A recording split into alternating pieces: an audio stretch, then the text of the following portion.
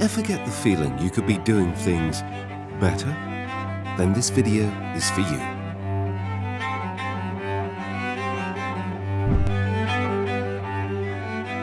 Having a defined and effective workflow is essential so that you can maximize the time that you spend in your business. So you can play more PlayStation, watch more Netflix, and even maybe spend some time doing some more marketing so that you can get new clients. So in this video, I wanted to cover my workflow of how I typically manage a self-directed voiceover.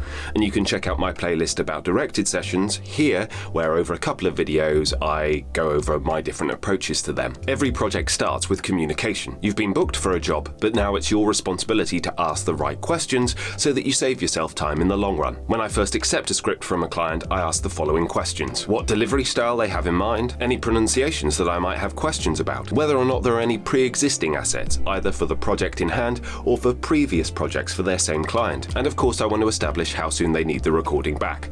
Obviously, we assume that it's got to be ASAP, but if you know what your client's workflow is going to be, then you can tailor your approach accordingly. Following that, I then read the script no more than 3 times, essentially so that I don't over-rehearse it. There's a fine balance in being familiar with the text and being over-familiar with it, so that there's a greater risk of you being predictable in your delivery. Every project needs to have a certain level of spontaneity in your delivery, as if you're saying these words for the first time, that you're living in the moment. So having a set rule on how many times I actually read the script really helps with this. Firstly, I read the script mainly just for sense, so I understand what concepts I'm talking about, and I understand the journey of the piece from beginning, middle to end, whether or not there's a conflict that needs to be resolved and what kind of conclusion we're reaching. Secondly, I read just thinking about what the emotional journey is. What's the emotion that I want to engender in the listener? And thirdly, I have an annotation run where I literally mark where I want to breathe, where those different sections are, and what words that I need to be emphasizing. For the recording itself, I create a file within my DAW,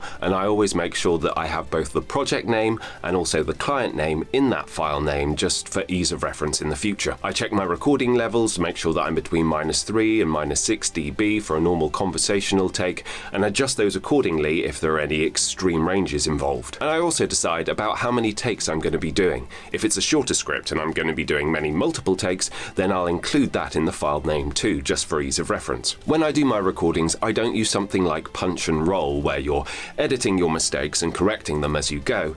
Instead, I set up everything and then I just press record, and now my shift is from being the audio engineer to being the performer in the piece instead. The idea is that the engineer creates the space for the performer to perform, and then I make that clear transition back at the end. Whenever I do a new take, then I mark it with a clap, which spikes the waveform in one way, and if I ever make a mistake in a recording and need to go back to the beginning of a sentence or a paragraph, then I will mark it with a click, which will show up in a different way on a waveform, as I've already gone into in this video here. When I then move on to the editing, I'll actually be doing it using my eyes rather than my ears, because those different spikes operate as a shorthand so that I recognize what needs deleting and what needs moving around, rather than having to listen to the entirety of what I've recorded multiple times. From those click markers and the shape of the waveforms, I can see where I've repeated myself and where there are obvious mistakes which can just be whipped out without having to listen to them. And once I've done all of that, then I will obviously listen back to the track, but I'll usually do that through my monitors rather than my headphones,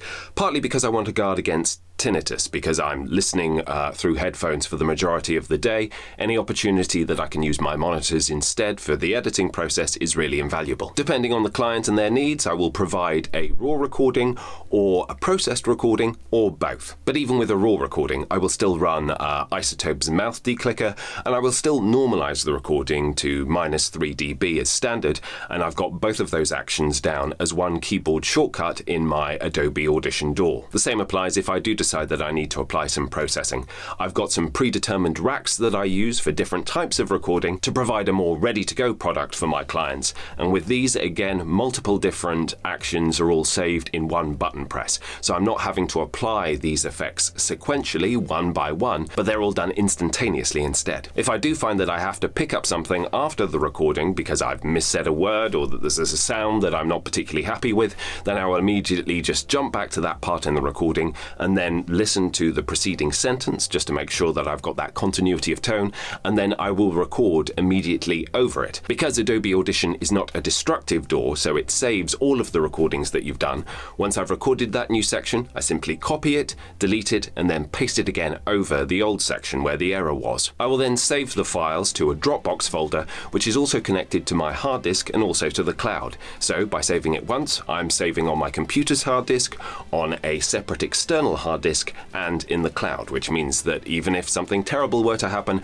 I would still have a copy of all my previous recordings. Within Dropbox, and other providers are available, I have a folder for each client, and within each client folder I have a project folder. So it's very clear exactly where I am saving all of these different files, and that structure is mapped in every location that I'm saving. Once the recording is saved and I'm happy for it to be sent off, I can then generate a copy link for that file, and then I bring up a template email for the delivery of a file where I can literally copy and paste that link into it rather than having to write pretty much exactly the same, here's your delivery email every single time. Also included is that template is an invitation for people to leave a Google review for my business, so at least I've asked, and again, it's not something that I have to write out every time or find the copy link for that review invitation either. It's all there stored within the template. And then, depending on the client, I may send them an invoice directly through my accounting software, or I may wait until they've approved the recording and then send an invoice. That will be from a client-to-client perspective. What I really wanted to emphasize in this video is not that it's about reinventing the wheel,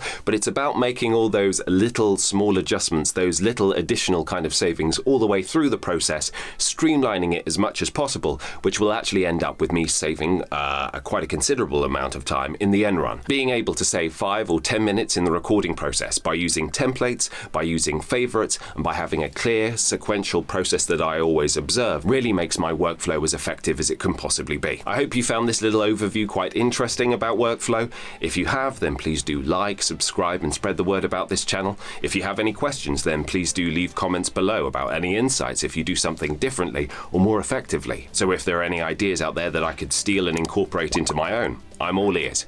Thanks so much for watching, and I look forward to seeing you next time.